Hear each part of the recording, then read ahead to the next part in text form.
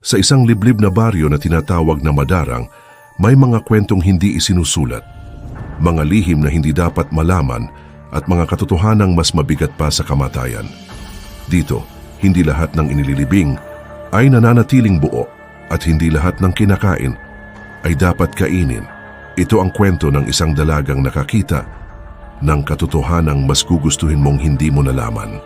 Isang araw biglang nabuhay ang baryo ng Madarang nang magbukas ang isang kakaibang restaurant, Craven's Cuisine.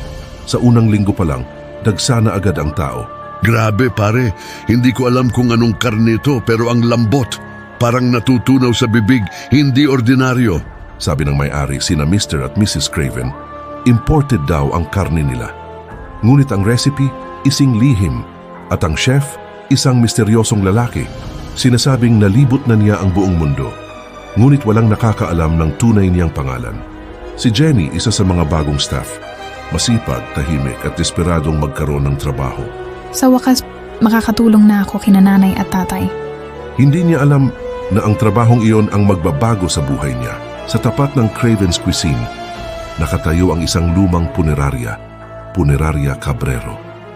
At isang gabi, napansin ni Jenny ang isang babae. Nakatayo, hindi gumagalaw, nakatingin diretso sa restaurant. Bakit parang galit siya? Pagkurap niya, wala na ang babae. Hindi natapos doon ang lahat.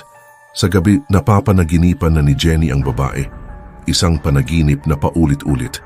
Hindi sila dapat pinapayagan? At sa bawat panaginip, mas lumilinaw ang galit sa kanyang mga mata. Isang gabi pauwi si Jenny. At doon lumapit ang babae. Hindi na siya nawala, hindi na siya ilusyon.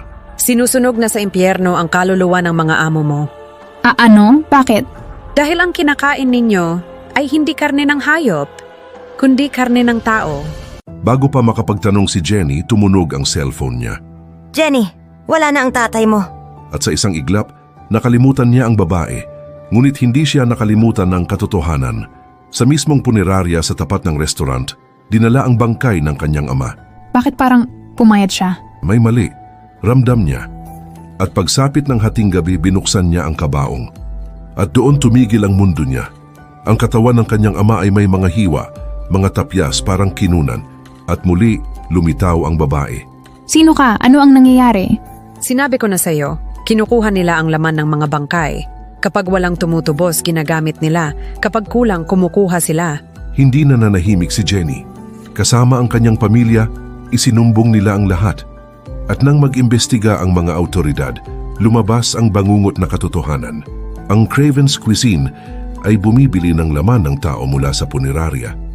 Nang tanungin si Jenny kung paano niya nalaman, sinabi niya sa mga investigador, May babaeng nagsabi sa akin. at nang ilarawan niya ito, tumugma ito sa anak ng may-ari ng punerarya. Isang babaeng matagal nang patay. Ang mga sangkot ay nakulong. Ang restaurant ipinagiba at ang punerarya ay pinalitan ng pangalan.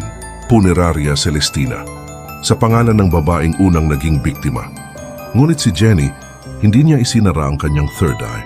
Dahil minsan, ang mga multo ay hindi para takutin ka, kundi para iligtas ka. Sa baryo ng Madarang, tahimik na muli ang lahat. Wala na ang restaurant, wala na ang lihim. Ngunit kung mapapadaan ka roon sa gabi at may makita kang nakatingin sa iyo mula sa dilim, huwag mo siyang baliwalain. Baka may gusto siyang sabihin. Baka ikaw na ang susunod na makaalam.